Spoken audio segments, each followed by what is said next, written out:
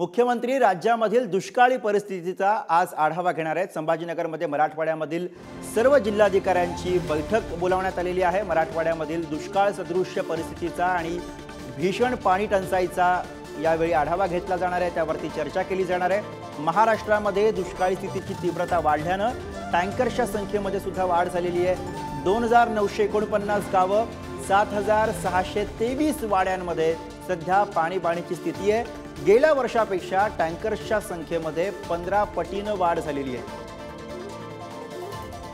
4000च्या आसपास टँकर या ठिकाणी सुरू आहेत, ज्याच्यामध्ये 7000 वाड्या वस्त्यांना आपण या ठिकाणी पाणी देतो आहे।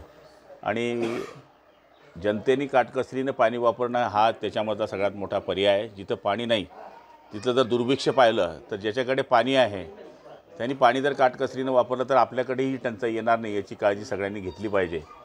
आपण या ठिकाणी टँकरद्वारे लोकांना पाणी देण्याचा प्रयत्न करतो आहे, पण भयावह परिस्थिती आहे। मराठवाड्यामध्ये खास भयान परिस्थिती असल्यामुळं आज मुख्यमंत्र्यांबरोबर या ठिकाणी 3 वाजता संभाजीनगरमध्ये छत्रपती संभाजीनगरमध्ये या ठिकाणी विभागाची बैठक होते आहे आणि त्याच्यामध्ये पाणी टंचाईवर या ठिकाणी चर्चा होणार आहे।